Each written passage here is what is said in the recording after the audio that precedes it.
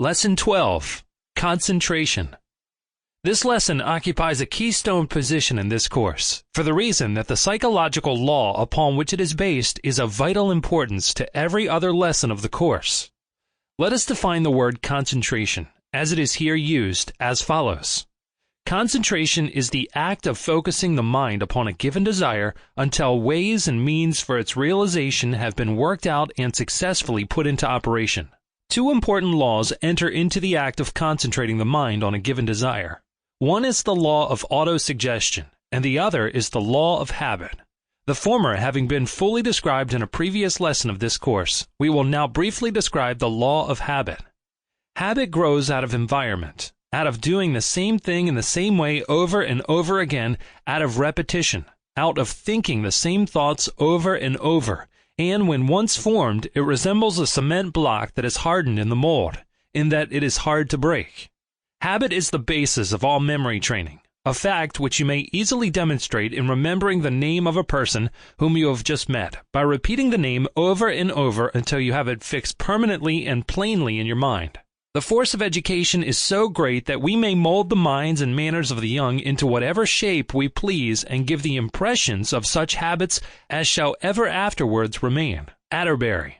Except on rare occasions when the mind rises above environment, the human mind draws the material out of which thought is created from the surrounding environment, and habit crystallizes this thought into a permanent fixture and stores it away in the subconscious mind, where it becomes a vital part of our personality which silently influences our actions, forms our prejudices and our biases, and controls our opinions. A great philosopher had in mind the power of habit when he said, "We first endure, then pity, and finally embrace," in speaking of the manner in which honest men come to indulge in crime. Habit may be likened to the grooves of a phonograph record, while the mind may be likened to the needlepoint that fits into that groove. When any habit has been well formed by repetition of thought or action, the mind attaches itself to and follows that habit as closely as the phonograph needle follows the groove in the wax record, no matter what may be the nature of that habit.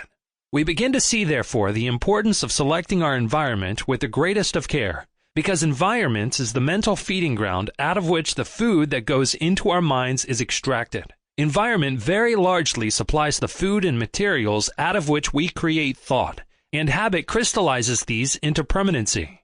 You, of course, understand that environment is the sum total of sources through which you are influenced by and through the aid of the five senses of seeing, hearing, smelling, tasting, and feeling. Habit is force which is generally recognized by the average thinking person, but which is commonly viewed in its adverse aspect to the exclusion of its favorable phase. It has been well said that all men are the creatures of habit, and that habit is a cable. We weave a thread of it each day, and it becomes so strong that we cannot break it. If it be true that habit becomes a cruel tyrant, ruling and compelling men against their will, desire, and inclination, and this is true in many cases, the question naturally arises in the thinking mind whether this mighty force cannot be harnessed and controlled in the service of men, just as have other forces of nature. If this result can be accomplished, then men may master habit and set it to work, instead of being a slave to it and serving it faithfully through complainings. And the modern psychologists tell us in no uncertain tones that habit may certainly be thus mastered, harnessed, and set to work, instead of being allowed to dominate one's actions and character. And thousands of people have applied this new knowledge and have turned their force of habit into new channels, and have compelled it to work their machinery of action, instead of being allowed to run to waste, or else permitted to sweep away the structures that men have erected with care and expense, or to destroy fertile mental fields. A habit is a mental path over which our actions have traveled for some time, each passing making the path a little deeper and a little wider. If you have to walk over a field or through a forest, you know how natural it is for you to choose the clearest path in preference to the less worn ones, and greatly in preference to stepping out across the field or through the woods and making a new path.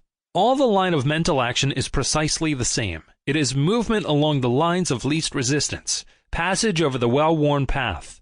Habits are created by repetition and are formed in accordance to a natural law, observable in all animate things and some would say in inanimate things as well. As an instance of the latter, it is pointed out that a piece of paper once folded in a certain way will fold along the same lines the next time. and all users of sewing machines or Sample complete. Ready to continue?